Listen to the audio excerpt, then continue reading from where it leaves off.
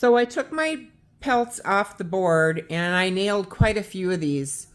A couple of them had the leg holes open from the dressers.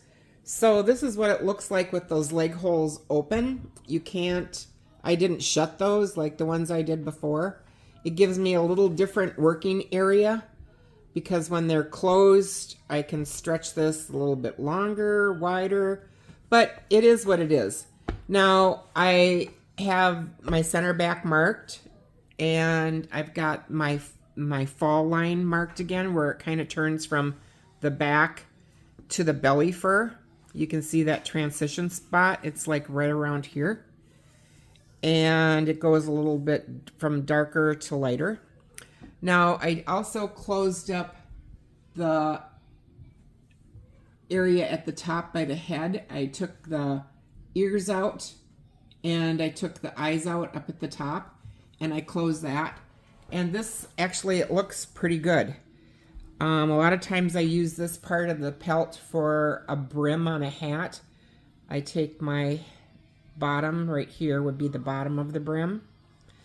And I use this area right here for the front because it gives kind of like a sunburst effect and it looks nice.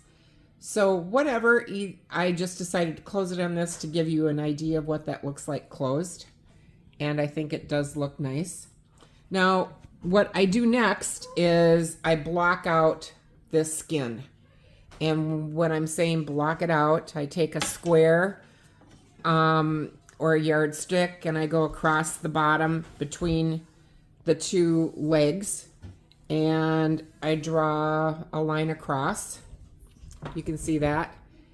Then I do the same thing and I go up and I draw a line at the top across both legs.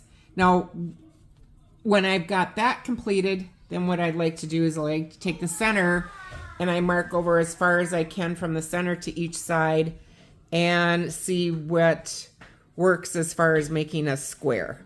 So I number each of my pelts on the leather. This is number 3. And I was able to block it to where I got at least 20 inches wide. And the maximum length I got was 21 long. Now, I'm not going to cut this until I have all of my pelts marked. And because what I need to do is design the layout of my blanket. And I make a list and I go down and I write, this is the skin number, this is the width, and plus means if I need to, I can go an extra half or maybe an inch in width on this.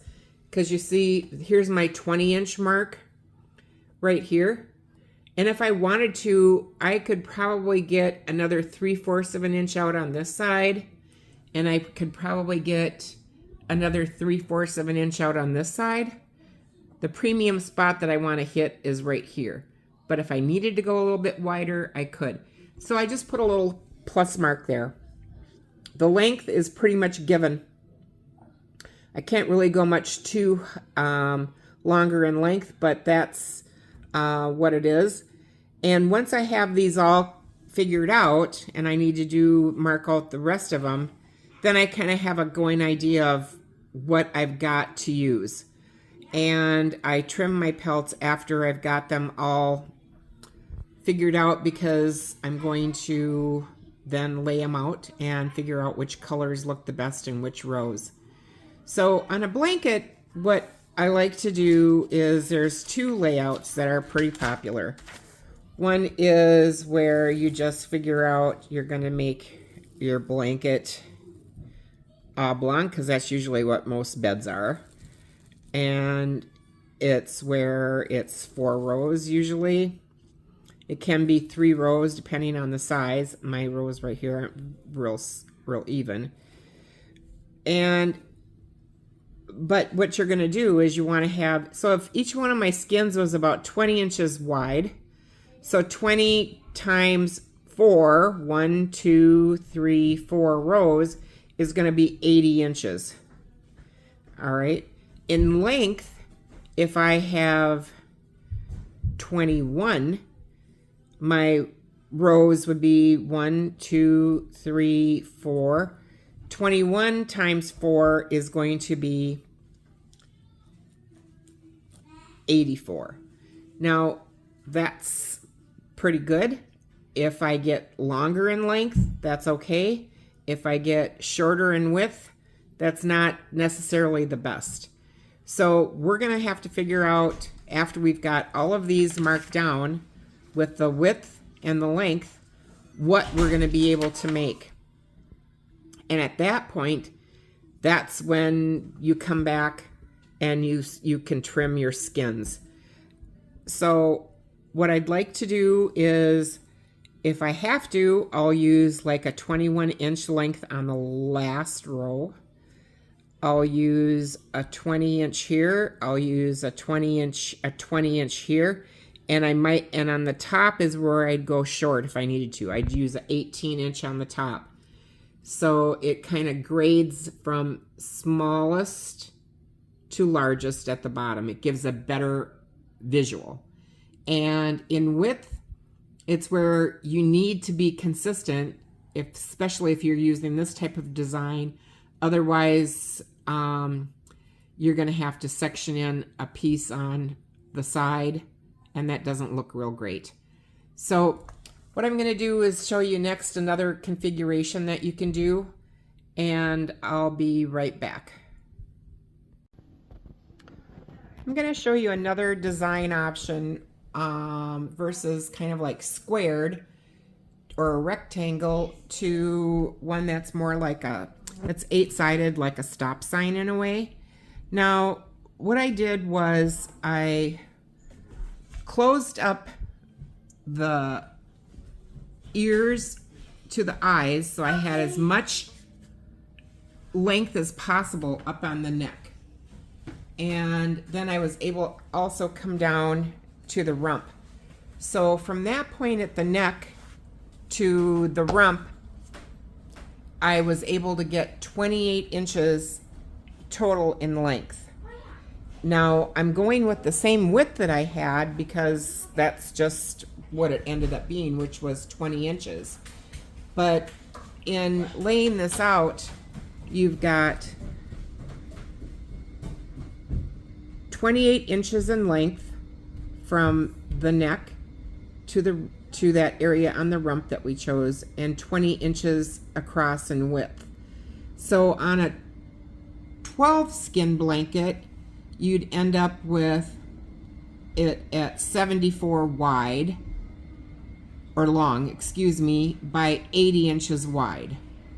All right, and if we went 16, we'd have a blanket that would be 102 long by 80 inches wide. It all depends on what you want to do for design. Now, this 102 blanket would be 16 skins in just the body section, and you'd need a couple skins extra to be able to do these cutouts. And you can make those, you know, out of pieces. I've seen them done kind of like in a diagonal. I've seen them done a couple different ways. But that gives you an idea, and you know, it all depends on what condition the rumps of the skins are. Some get really discolored, some get really spiky, and this looks good in a sheared beaver. It looks good in a long hair beaver too, but I think it just depends on what design you like. Another thing I wanted to show you was doing a smaller throw. So this is a 6 skin blanket, and now normally on a 6 on, you know, a good sized beaver, like I said before, I can get 20 in width and about 22 long. So I ran this one where I've got the rumps to the center, and I've got the necks on the outside, and I ended up with a blanket that was about 60 inches by 66.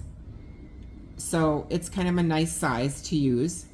And then another option is where I've done a split skin blanket, and you can run a full skin all the way down, and then you can split your other 3 skins in half and do it that way, where you put 1/2 of skin A on each side of this one, skin B each side of that one, and skin C each side on that one.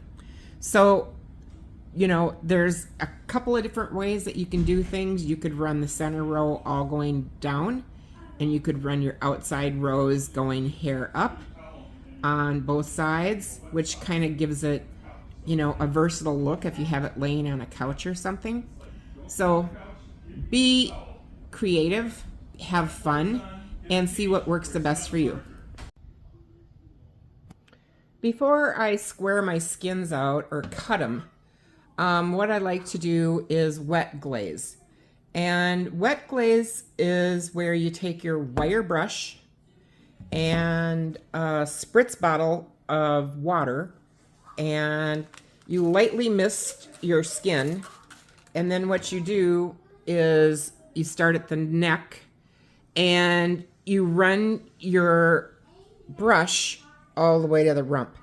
What you're doing is you're getting the hair all going in the right direction, and then after that's done, you're going to let it dry for probably about 15 minutes, and it will look great when you're finished.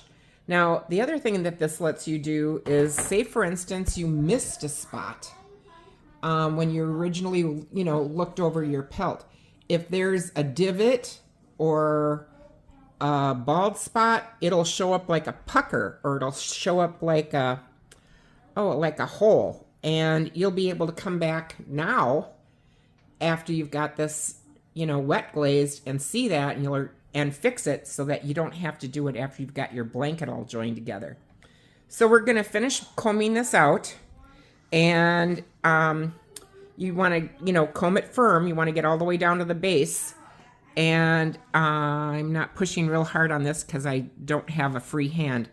But once this is dry, then we're going to square it with our fur knife on our lines that we chose, and then we're going to lay it out and see which one's going together nicest for color, and start the process next of joining them up to make our blanket.